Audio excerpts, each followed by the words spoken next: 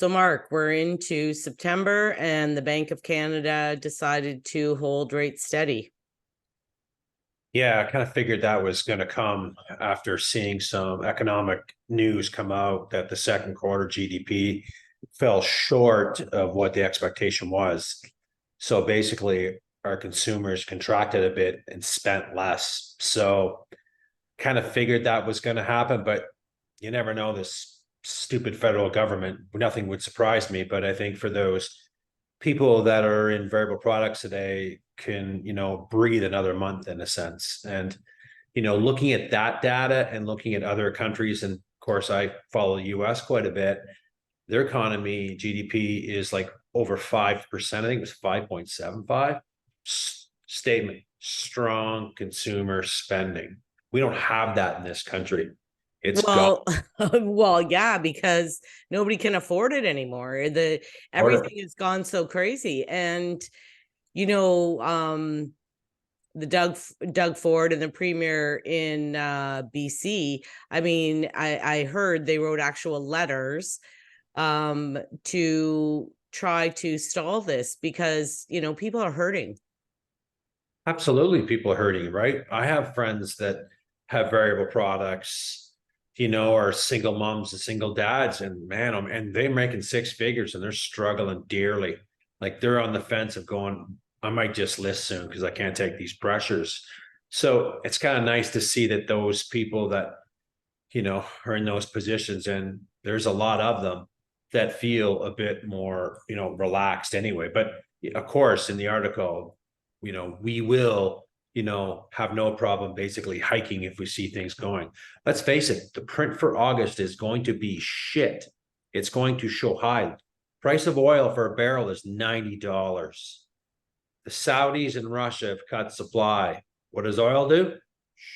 Yeah. Guarantee will be at $2 by the wintertime. Well, I found this article and I'll share it. And I mean, basically, it says real estate sector breathes sigh of relief after Bank of Canada holds rate at 5%. But when you actually read the article, it says like we've been granted something of a reprieve by the Bank of Canada, but a lot of the agents, or a couple agents that were actually interviewed, they actually say it gives them a needed respite, but nobody really knows what's going to happen anyway. So, like a realtor at Royal LePage in Vancouver said that while the relief was palpable, the rate decision isn't a game changer. He said, I think there's a sense of relief. Does it change the current situation? Not really. Perhaps it provides a glimmer of hope that we're nearing the end of this rate hiking cycle. I still believe we're going to see some cracks in the real estate market, especially from those mom and pop investors less seasoned in the field who can't sustain their properties with a 7% interest rate. So at the end of the day, they haven't lowered the interest rate. So the people, like I have a variable rate. So am I glad they didn't raise it? Yeah. But does it change the shitty situation I'm in? No. No, but it could though down the road. This could just be the start because I guarantee, let's see what the third quarter GDP number is going to be. We've been showing downtrending in the economy, employment's up now too, that the consumers in this country have scaled back a lot harder than they anticipated. What will the third quarter bring? I think the inflation numbers are going to continue to go up due to the price of oil and the cost of food, especially in this stupid country where we have a federal government think it's okay to add taxation in inflationary times. It's causing havoc among everybody from transportation, groceries, goods at your store. It just goes on and on and on. I can't believe the prices when I'm going shopping, and I shop for one. I buy my selective goodies, and you know what? Within every 2 or 3 weeks, I'm seeing some hikes in some of those categories that I shop for. So, I just think that, there's relief in the end. I think it's coming for some reductions. I really do. Not in 2023, but I think in 2024 we'll see our first rate decrease. Well, And and I've heard mixed bag on that where, some people are saying, oh, it's not going to reduce in 2024, maybe at the end. Other people saying, after the first quarter, we might start seeing reductions. I mean, I think at the end of the day, nobody knows, Mark. yeah, but if the economy slips, they're going to reduce. Now they need to create spending again. Now there's going to be more job losses. So the Bank of Canada is just not on monetary, it's on fiscal policies as well. So you're just not, it's going to have to juggle both, you know, things here right now. And I think it's shifting more to the positive in the future that we will see some decreases coming in 2024. We're going to fall faster than the US. And looking at the US numbers, they're picking up steam, as far as I'm concerned, but they're not in the bracket that we're taxed in. Their disposable income is a lot higher there for people to spend. They don't got the crazy taxes we do, right? Groceries are Yeah. expensive down there and stuff, but man, they're not at a 52% tax bracket. So a lot of them aren't. So I don't know. I think relief is coming, and I think it's going to be, how far will we go into a recession? We don't know. We've been riding this wave going, holy cow, the economy's going good now for such a long time. And then now, wow, a big decrease in Q2. I don't know. What will Q3 and Q4 look like? Those are Well, quarters. yeah, and I think it depends. Like I've had a couple calls now, and I've been busy this year, but I've had a couple calls now where their mortgages are going to renew soon. Right. And that's in 2 years. Like a lot of these come in 2025 and 2026. Right. So there's a lot of product out there right now that people are in there going, wow, can they sustain? I really think those people are going to be lucky, because by then rates will have come down, I think, substantially. Well, I So hope so. I think so for sure. I think this is the first, hard data where they need to go, wow, things aren't good in a sense, so I think Well, people everybody you talk to is suffering. 100%. Like, I mean, we all look at things, right? We're all looking at things. Holy cow, look at the price of this. Whoa. We're all looking for a deal to save a couple bucks.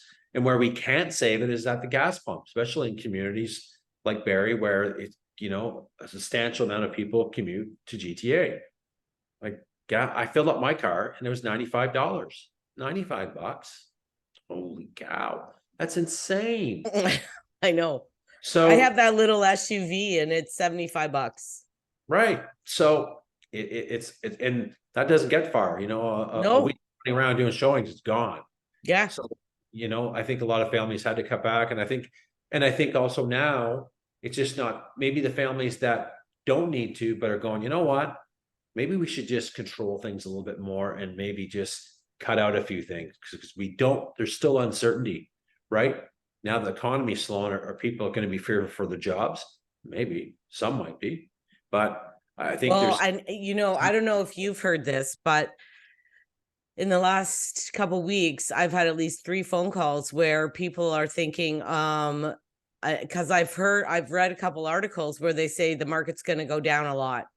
And I've had 2 or 3 phone calls where people say, Diane, I think prices are going to go down a lot. I think I need to sell now. I've had 3 phone calls in 2 weeks with that same message because they're reading these articles. Right. There's a lot of bad news ones out there. And I don't think, there was a Trub thing that came through my email today before hopping on here. I read it and they have the stats for August down there, and prices were almost the same as they were last month. Listings year to date are way off from last year. So a lot of people are not listing, are making that move to take on more mortgage debt, or saying they're staying put. And we all know there's a lot of product out there that is sitting and sitting and sitting. And here's a great example. So, as you know, August was pretty quiet. It seemed like that was a bigger holiday month than July. And I think we were talking maybe 10 days ago, looking at the board. Oh yeah, there's 331 listings. There's 463 listings on the Barrie Real Estate Board now. So I went through a lot of them, and I spent like 45 minutes to an hour looking at, pulling it out. Let's see at the history. 98% of them was old inventory that either was just relisted, taken off for the month, canceled, relist. It's not the good inventory where the demand is right now. It's not out there. And I still think that good inventory will continue to sell well. And I don't think this is going to, put a damper on people going, oh, if anything, it may say, okay, we're feeling better about things. Maybe we'll go make this buy now. But I don't think people that are existing in their homes today are not making a move unless they really need to and they're downsizing or maybe moving to a new community. Yeah, I agree. And I was talking to an agent today in Ajax who said that like what she's doing is listing like at $699 and withholding offers to get over like around the 850 mark. And what happened was they got 4 or 5 offers. None of them hit the mark. But then she left it at $699 over the weekend and she's got 4 more offers today and it looks like it's going to hit the mark they wanted. So it seems like if you go low and get the war, the war might not happen on the day that you ask for it to happen, but 2 or 3 days later, it's there.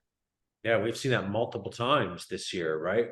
Holy cow, they never got something. Maybe they leave it there or they put it back to the market value pricing. In 3 or 4 days, we see it sold on the board. Pretty common. It, like it's saying, now that the, first week the kids are back to school now, things will get settled, inventory will start to build a little bit more on the board. And I think in the next 2 or 3 weeks, a lot of it's going to get snatched. The right inventory is going to get snatched out. Condos, on the other hand, there's an abundance out there, and I think they're really much impacted quite a bit due to now qualifying at a higher rate. Plus, we got to pay this condo fee. It's throwing the numbers out of whack for a lot of people. Well, yeah, and I think the numbers are out of whack for a lot of people. Like anybody in the higher price range, good luck trying it. You just can't get approved. Can't get approved. And do you want to? Again, anyone that's making that move today, they're not going variable, which I probably would go variable if I was making a move today, knowing they're going to come down. But that's me. But a lot of people won't. They'll be taking that fixed rate. Do you want to be stuck in that shit fixed rate for 5 years or 3 years when you know that right now that the Bank of Canada has paused and the economy is contracting and it's slowing down?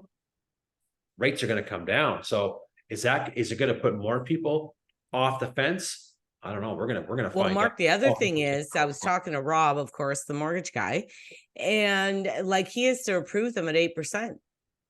Yeah. Because the stress test is still there. So why would we have a fucking stress in there when rates are high? It doesn't make any sense. We talk about how hard it is for people to get an ownership. We're just making it tougher and tougher and tougher on everyone. Well, and get this. So sense. It doesn't make sense because when I got my mortgage, my rate was 1.79 variable rate 4 years ago. Okay. And I had to do the stress test at 3.79. Yeah. Big freaking deal. Big deal. I didn't qualify for 6%, buddy. And that's where I'm at. How many other people are like that? We qualified 2 points higher, but that we were still at like 4. I agree for the stress tests when the rates went to 0, basically. I agree that that's the right thing to do to protect, the market long term and, the housing, values. Great. But why would we be doing that? There's probably no other country in the world that's doing that, but Canada is. Doesn't make 0 sense to me. I'm so frustrated with it. And these people who are young, they're never owning a home. They've accepted that they are never going to own a home. The average person to save up for a home today, whether a kid out of school or whatever, starting a career, is 25 years before they get the down payment saved. While they're paying, they have student debt, they're paying high rents today.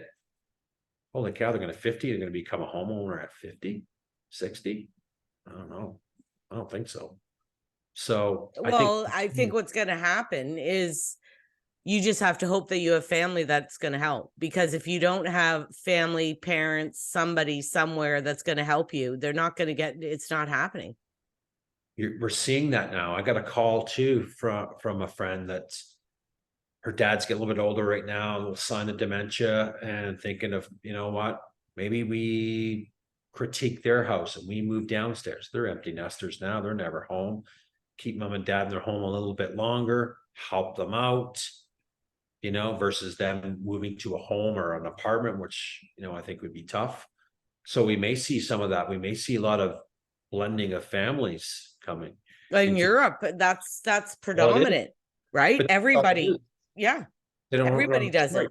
I remember going on an exchange program in Germany in '93, and the guy that I was staying with, his family, he didn't live with his family. He had an apartment in Karlsruhe, which is a big city. It's a great city, and it took him 3 to 5 years to get an apartment. The waiting lists are unbelievable, and the cost of real estate there is unbelievable. Look at London, the same thing. Yeah, You become homeowners.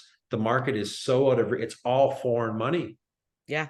What's coming in, what's happening now in this country? A lot of it's foreign money. It's Mhm, pushed out the average Canadian to own a home today. And mhm. it's going to continue when we have the amount of immigration coming in. And I hear these comments all the time. Oh, they're coming with nothing. That's goddamn bullshit. They're coming with money.